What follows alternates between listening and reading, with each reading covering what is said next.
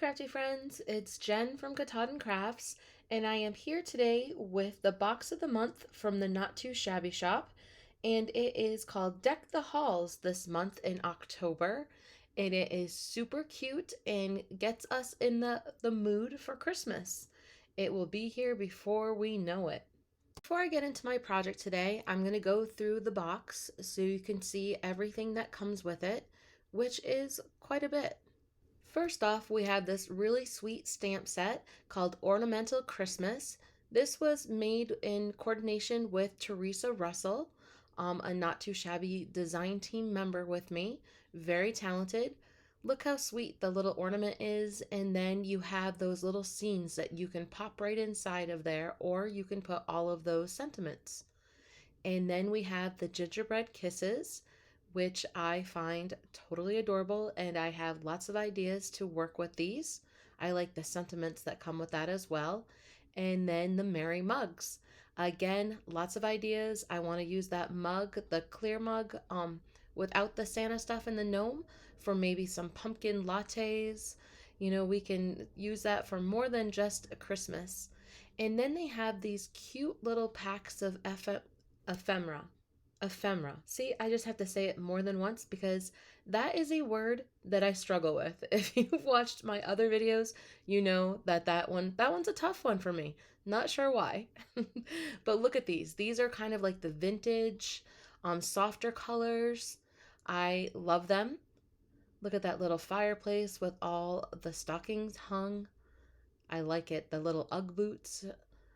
Very nice. And then they have a fun sweet pack that comes with this month's box. And that is your gingerbread houses. Oh, we had a little gnome that was just chilling. He didn't want to get back with the others. And then their paper pads. Now, I absolutely love the Not Too Shabby Shop's paper. I've talked about this numerous times as well. It has a nice coat on it, and it's really thick and heavy, so it's really nice to work with. And look at all these wonderful patterns. You get 4 of each design, and there's 24 sheets in the pack, and they're all double-sided. And in my mind, what I think of is that the main pattern is on the front, and then a support pattern is on the back. So you have lots of designs that you can, mat with, and that sort of thing. I love them though. Look at all those sweet little gingerbread men. Run as fast as you can. Yeah. I love them all. Like the polka dots. Such a sweet set. And I love how everything in this box coordinates, but you have like 2 separate sets of coordinating things. The stamps go with both, but you have your fun, bright colored pack and with the ephemera that goes with that, and then your more vintage colors that go with the other pack of ephemera. And then you have these sequins that come in it that go with both sets. So lots of fun, lots of creativity. Yeah, these boxes are amazing, full of stuff. I love the plaids with like the sparkles on there. And then the pattern paper on the back. Yeah, beautiful. Look at this amazing lace. That is just stunning. And with the reds and the dark blues. I love this. This totally reminds me of a nice, warm, Christmassy day. Some snow falling. Oh, snow. I'm not sure if I'm ready for that yet, but this is getting me there. I love the little gnomes. Look at that. And that sparkly, that faux sparkle paper, that's great. Can't wait to play with that some more. All right, I'm going to put all that aside for right now, and we're going to dive into our project today. So there are a lot of steps to our project today, so I went ahead and I've already stamped out all of my images, and now I'm going to create a mask because I am going to fill those cute little ornaments with the gingerbread men. So I just have to stamp down on a post-it note. It doesn't have to be anything fancy, just enough that you can see the lines, and you can go ahead and cut those out like I am right here. And I needed the negative space really, so I'm going to cut out that ornament and I'm going to use all of that space around it. So I'm just going to cut that out, and then my already stamped images, and I did stamp all of the stamp sets, so I have that all set to go, and I'm going to cut those out when I cut these. And then I have some more projects ready to make for this month. And I'm just putting that sticky note, that post-it note around that ornament. And I'm going to mask off all of the pieces just in case I get a little bit stamp happy. I want to protect all of that. So there, that is just creating a mask. I'm going to pop that into my MISTI, and then I'm going to position that adorable little gingerbread man. And as I'm positioning it, I'm just trying to maximize the amount that I get into that space. So I just eye it, but I'm sliding it around just a little bit. And then I'm going to ink that up with my Lawn Fawn Jet Black ink, which is Copic marker friendly.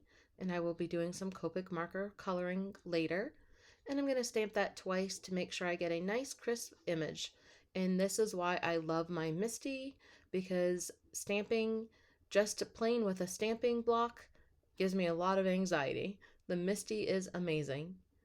So we have that, and now is when we see the magic. I love revealing a mask. It is super satisfying. And the nice thing about this mask is I can use it over and over. So I'm going to be able to use it for all the ornaments that I do today. And there we go. We have one gingerbread, and I went ahead and stamped this one. And it's okay that I lose part of that hat because it's not going to all fit in, but I really thought it was important to get both of those little chest buttons into the space. So we have number 2 done, and then I'm going to show you how I position this one to maximize everything that I can get into there, like the candy cane. I thought that that was important. So you just have to decide, is the hat more important to you? Are the little buttons? You know, it's whatever you decide on your card. But I love this technique of masking, and then you can use different stamps to fill in that ornament, and you can have a ton of different looks to that. It's really one of those things that your imagination is the limit. So now we have all of our little gingerbread ornaments all ready to be Copic marker colored. And I'm going to speed this up because it's a lot of coloring, but it's basically all the same thing. I actually kept a very small color palette for this. The reds, the greens are all the same on all of the ornaments. And then the gingerbread color is as well as all of the little accessories and the cheek color, all of that. I kept it very simplified. I actually really enjoyed coloring these, especially the ribbons. I like trying to do some of the shading, and I don't always get my shadows and my highlights correct, but I do what looks okay to me, and hopefully it looks okay to you as well. But I like these softer greens. It's more like a vintagey color that I'm using with the YGs.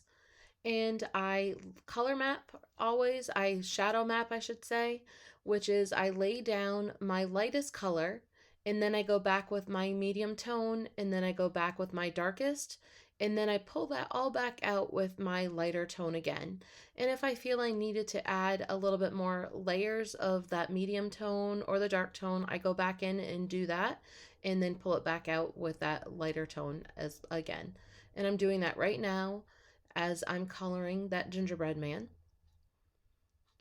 And at one point I was going to bump that up a little bit darker, but then I went back and decided to grab out the lightest one, being the E31, because I didn't want an overly cooked gingerbread man.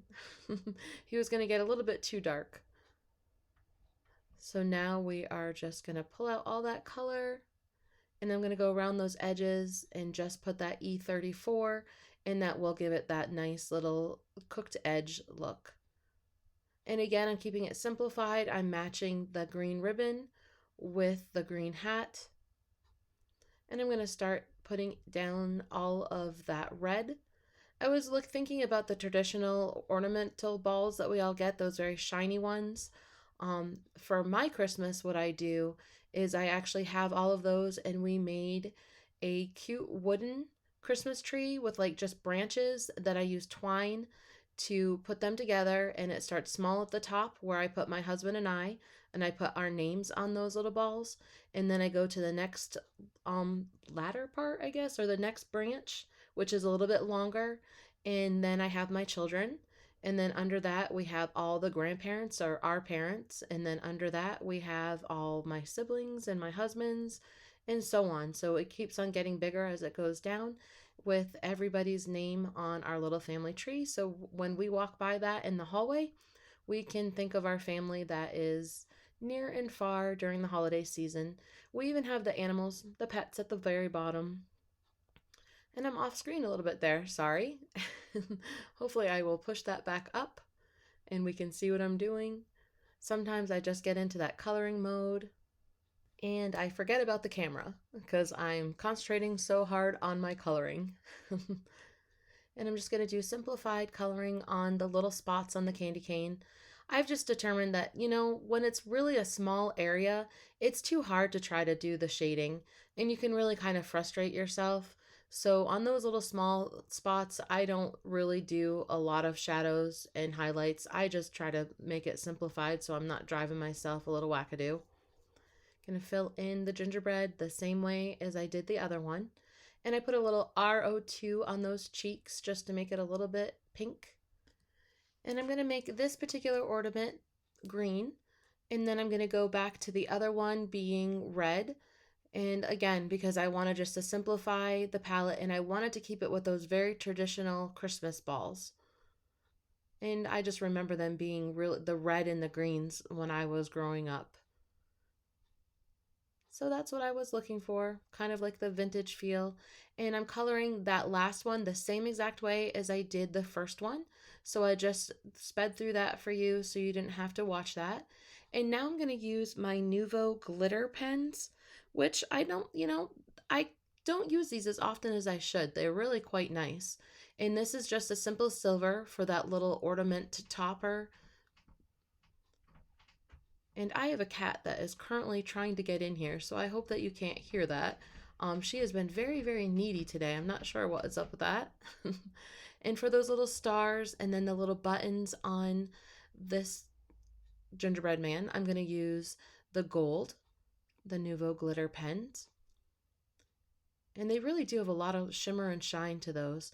And now I wanted to make sure that that red on his little Santa hat was popped out a little bit more than the red on that ornament. So I'm going to put a little bit of that Nuvo glitter pen on that as well. And that just gives it that extra sparkle. Now, keeping in mind that I wanted these to look like those traditional, really shiny Christmas balls, I decided to go with glossy accents and coat that whole entire ornament with that. And I'm just taking my time and filling in all those little spaces. And I do get a few little bubbles, but I'm okay with it. I'm going to pick it up at the end and just try to fill it in the best that I can. And then with this one, I wanted to show you, I'm leaving that white spot plain. Like I'm not putting any of the glassy accents on the little fluffy part of the hat because I'm going to do a little something different with that in just a few minutes. So just covering that the best coat that you can. And then I am going to leave those out to dry overnight because it does take a little bit of time. But before I do that, I'm going to hit all of the ribbon with some Wink Stella, the clear Wink Stella, which just adds some more shimmer and shine, which I love my shimmer and shine. So now we're going to set that aside and let that dry. And so then this is the next day, like camera magic. And I'm going to play with some Marshmallow Paste from Maker Forte. This stuff is pretty cool and amazing. I recommend everybody needs this in their stash, especially when they want to do little Christmas hats.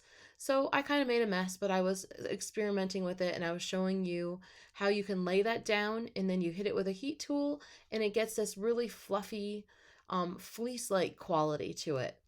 So I'm using this right now with my tweezers, as you can see, but then I got smart and I decided that a paintbrush would make it more sense.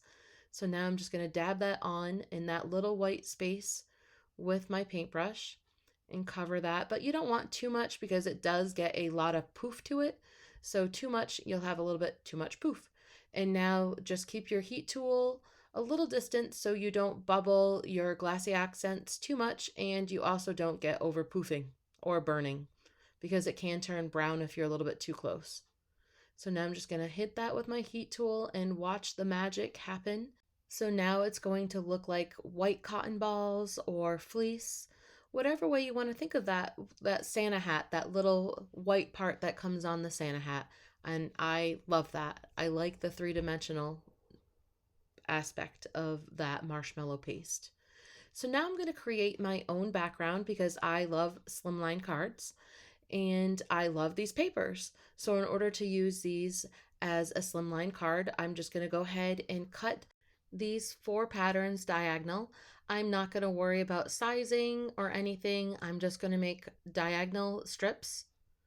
And then I'm going to start building those up onto my card base, or my card panel, which is right now currently 9x4. And that is the size that I'm going to ultimately end up with. However, this section will be cut down to 8.5 by 3.5. In that way, I don't have to worry about making my edges perfect right now, and I can just cut that down. So I'm going to lay down some liquid glue and start making my pattern. I am going to make a pattern with the 4 and then just placing those and building up my card. And I do get quite sticky, lots of sticky fingers with the glue. And then I just do it in little sections and add some more. And then I eventually did cut a few more strips because I needed some longer ones. I was just being aware of those edges. I didn't have to have it perfect, but it did have to go down far enough. So now it looks like a hot mess, but I'm going to press that all down and make sure that it's firmly there. And then I wanted to play with making the ornaments kind of pop up off that page. So I thought that this would be a nice little addition. And I was just checking my sizes right here. I thought 2.5 was a little bit too big and 2 was a little too small. So therefore I go with 2.25-inch squares. And I'm going to cut 3 of those, one for each of my ornament. And now I have to cut down my back. I let that dry a little bit when I was cutting down those squares. And now I'm just going to start by getting a nice crisp edge. So I'm just going to use my scissors for that. And now I'm going to cut that down 1/4 inch on each side. Right now I wasn't thinking of that, but I go back and that's exactly what I do, is 1/4 inch on each side, cleaning that up and getting it to the length that I want, the length and the width that I want for my card panel. So there we go, not so much of a hot mess anymore. And then my squares go perfectly on top of that and everything coordinates because I'm using that same paper pack. And I'm going to put my ornaments in the middle, and then I thought it still needed a little bit of a pop. So I'm going to back up each one of the squares that I had on the pattern paper with some red squares. And these are 2 3/8, and that is a perfect little mat for those. And I didn't want those to be too, I needed them to be a little cockeyed, a little bit fun. So I did keep that middle one straight, but then I off-centered each of those pattern squares on top of the red. And I thought that was a really fun, whimsical look. And to keep that coordination going and also make that pattern paper pop, I made a card panel frame. And I did that in 8 3/4 by 3 3/4. And that gives it that nice 1/8 of an inch mat all the way around the card panel. And now my card base is 9 by 8, and then I scored it at the 4-inch mark. And that will make a 9x4 card, which is perfect for both of these panels. I love the way the white really made the whole card completely pop. I love these colors and the brightness. And see how we have the dimension and how it looks like the shiny ornament balls that we hang on our Christmas trees.